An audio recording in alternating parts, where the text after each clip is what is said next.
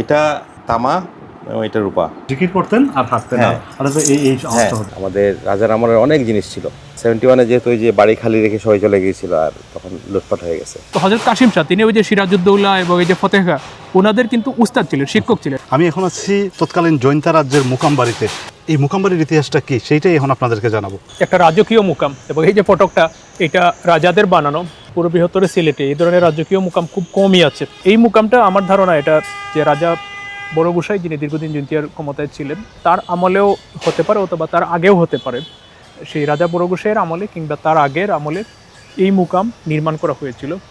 তো আমার একটা সন্দেহ আছে যে সিলেটে যখন আপনার মোগলরা যখন সিলেট দখল করে নিল পাঠান সর্দারদের হাত থেকে, তখন অনেক পাঠান সর্দার জৈন্তিয়ায় আশ্রয় নিয়েছিলেন এবং তাদের যে বংশধররা এখনও কিন্তু জৈন্তিয়ায় বসবাস করেন।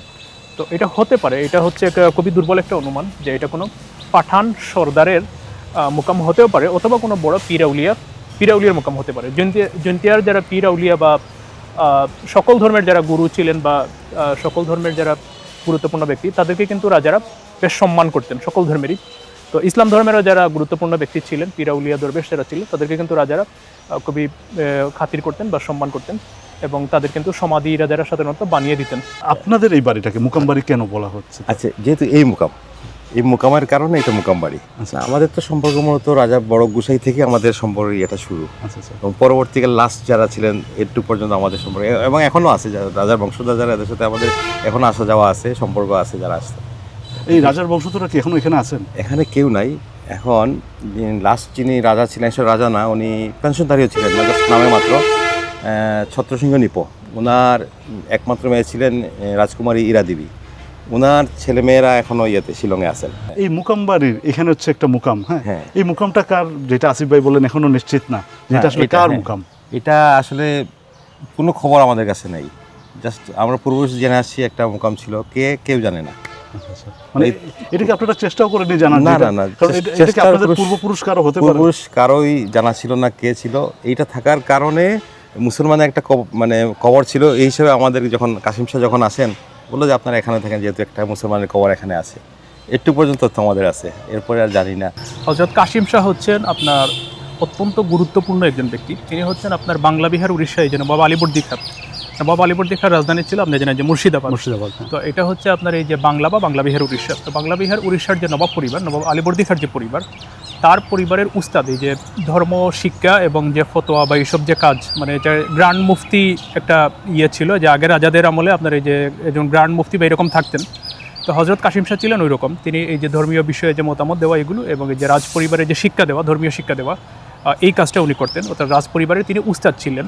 তার মূল বাড়ি হচ্ছে তুরস্কে তিনি যখন খুব ভালো একজন তিনি আলেম ছিলেন এবং তার ওই যে পাণ্ডিত্যের কথা যখন আলীবর্দী খাঁ কোনোভাবে জেনেছিলেন, তখন আলীবর্দী খাঁ তাকে আমন্ত্রণ করেছিলেন যে আপনি তুরস্ক থেকে আপনি মুর্শিদাবাদ চলে আসেন। তখন হযরত কাসিম শাহ তিনি মুর্শিদাবাদে চলে এসেছিলেন। ওই সময় পর্যন্ত আপনার হযরত কাসিম শাহ সেই যে রাজ পরিবারে যে ওনার যে ধর্মীয় শিক্ষকের যে দায়িত্ব বা এই যে ধর্মীয় বিষয়ে যে মতামত, এই কাজগুলো উনি করতেন।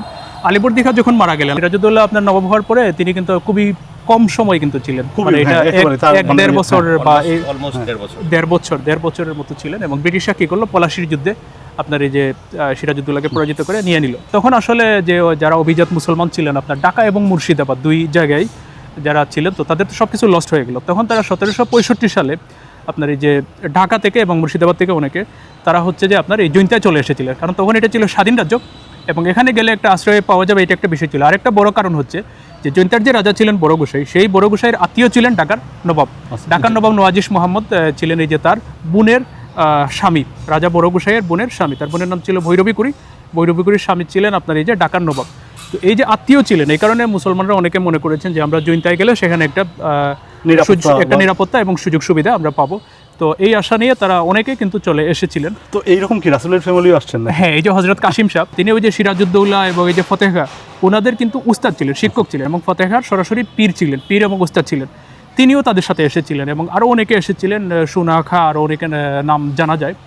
তো আসার পরে হযরত কাসিম শাহ যেহেতু ছিলেন ওই যে বাংলার রাজ পরিবারের মানে উস্তাদ বা তিনি ধর্মীয় বিষয়ে মতামত দিতেন, তো এই কারণে জৈন্তা রাজাও তাকে কিন্তু মানে অত্যন্ত সম্মান দিয়েছিলেন। এই যে আপনাদের বাড়িটা, এটাও তো নিশ্চয়ই অনেক পুরনো। মানে না, এটা আসলে রাজার আমলের না, এটা আমার দাদার নিজের বানানো, 1925 সালে বানানো। তাও তো প্রায় 101 বছর। হ্যাঁ 101 বছর হয়ে গেছে। এটা একটা রহস্যময় জিনিস। এটার ইয়েটা হচ্ছে কি বলি, এটার কাঠের ইয়ে ছিল, এটা লাগানো ছিল। হ্যাঁ, তো যে পীর সাহেবরা যখন চলাফেরা করতেন যখন, তখন ওই যেহেতু তখন তো জন্তু জানোয়ার ছিল, জঙ্গলি পরিবেশ ছিল, তো আচ্ছা, মানে এটা শব্দ হ্যাঁ হতো, হ্যাঁ হাঁটার এটা শব্দ। এটা শব্দ করে করে হাঁটতেন, আচ্ছা, আচ্ছা। বা জিকির করে করে হাঁটতেন, জোরে জোরে জিকির করতেন এটা।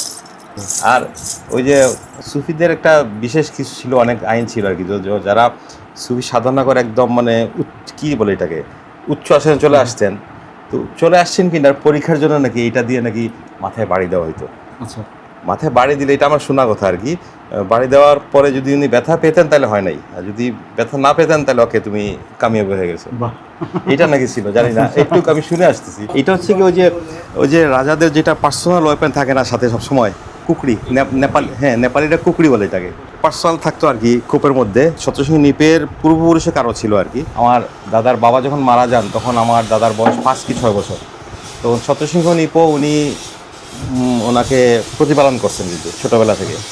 আমার দাদা একাই ছিলেন ওনার বংশের মধ্যে, তো খুব আদর করতেন। তো আদরের সুবাদে আর কি লাস্টে যখন খুশি হয়ে গেলেন, যখন বললেন যে তুমি মেম্বার হয়ে গেছো, প্লাস একটা অর্জন হয়েছে চিফের, সাথে সাথে এটা খুলে বলছে এইটা আজ থেকে তোমার, এই কুকরিটা তোমার। হ্যাঁ তোমার। এটা তামা এবং এটা রূপা।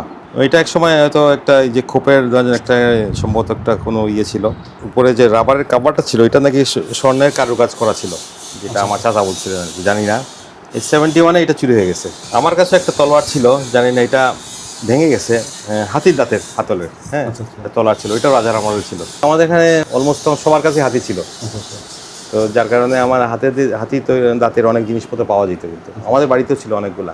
আমাদের এখানে একটা তো পান খাওয়ানো একটা মানে কি বলো, এটা ফরজে আইনের মতো বিষয়, মানে জৈন্তায়। যেমন আপনি আসছেন, ফার্স্ট আপনাকে আপ্যায়ন হবে প্রথমে পান দিয়ে। এটা কি আপনাদের এই রাজার আমল থেকে নাকি? না রাজার আমল না, অন্তত এরও হাজার হাজার বছর আগে থেকে। তারপর যখন নাস্তা টাস্তা বা খাওয়া দাওয়া করবেন আরেকবার দেওয়া হবে পান। যখন আপনার বিদায়ের সময় আসবে তখন আরেকবার পান। হ্যাঁ, মানে ওইটা যদি আপনি যান মেজবান, যিনি আপনাকে মানে আপ্যায়ন করতেছেন, ওনার ইয়ে হইলো যে আপনাকে বিদায় দেওয়ার সময় এসে গেছে, তো এটা অলিখিত হইলো, আপনাকে পান দেওয়ার অর্থ হইলো গিয়ে আপনার সময় এসে গেছে, চলে যান আপনি। এটা 3বার পান দেওয়া হইতো।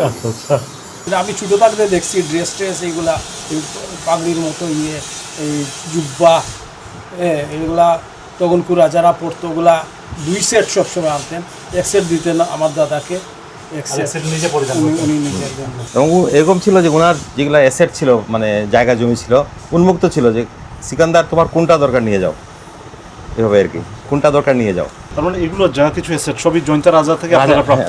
রাজা থেকে প্রাপ্ত। মুঘলদের ভাষায় বলি জায়গির, আর এখানে বলা হয়তো সম্ভবত চেরাগি মহল। আমাদের 5টা মৌজা বা কয়েকটা গ্রাম সহ আর কি, 5টা মৌজা আমাদের জায়গির দেওয়া ছিল। ওখানকার থেকে, যেহেতু পীর সাহেবরা তো কোনো রুজি রোজগার করতেন না, আল্লাহ বিল্লাহ করতেন, ধর্ম শিক্ষা দিতেন, তাদের কাজের কোনো সুযোগ ছিল না, তাদের তো দুনিয়ার চিন্তাই ছিল হ্যাঁ না। ছিল না। তো ওনাদের ভরণ পোষণের জন্য ছিল আর কি, যে কেউ ধান দিতেন, কেউ তরি তরকারি যোগাইতেন, কেউ বাসাবাড়ি মেরামত করে দিতেন, বাসাবাড়ির কাজ করতেন। এই গ্রামদের মানুষ প্রত্যেকের জন্য একটা নির্ধারিত পেশা ছিল আর কি, এগুলো আমাদের জন্য সরবরাহ হতো প্রত্যেকটা বিষয় আর কি। এটা আমার দাদা যখন ছোট ছিলেন, প্রায় 10-11 বছর পর্যন্ত ওই সেবাটা হয়েছে। আর আমার দাদার বাবা মারা যাওয়ার সময় উনি এগুলো উন্মুক্ত করে পাবলিকে দিয়ে চলে গেছেন, এগুলো আমাদের দরকার নাই, আর তুমি কষ্ট করে বড় হও। রাজার পরে যে মুসলমান আমাদের এখানে ইসলাম প্রচারে আসছিলেন, ওই ফার্স্ট আমাদের বাড়ি নিসপাট মুকাম বাড়ি, উনার ওই পীর কাশেম শাহ, উনার পরে পীর লালাই শাহ, দামো শাহ, কাদির বক্স, এরপরে সিকন্দর আলী খন্দকার, এরপরে ওই আমাদের জেনারেশন আর কি। পরিবার আপনাদের মুসলিম হলো, তখন জৈন্তার রাজা যিনি ছিলেন তিনি আপনাদের পরিবারকে মানে খুব বেশি সম্মান করতেন। যিনি হ্যাঁ, উনি যে আমাদের না, উনি যে কোনো মানে যারাই আসতেন জৈন্তাপুরে সবাইকে সম্মান শ্রদ্ধা করতেন। আরও কয়েকটা ফ্যামিলি আছেন যাদের উনি ভরণ পোষণ দিয়েছেন জৈন্তা রাজা তখন। এই রাস্তাটা কিন্তু আপনার জৈন্তা রাজ্যের তখনকার রাজকীয় রাস্তা এইটা। আচ্ছা আচ্ছা। এবং আমাদের বাড়ির প্রত্যেকের দরজার প্রবেশদ্বার ছিল এইদিকে। তো এখন আর আপনাদের এই পুরনো প্রবেশদ্বার আর ব্যবহার করেন না?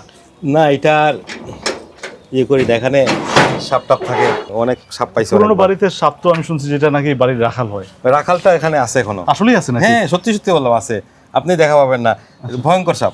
মজার গল্প বলতেছি।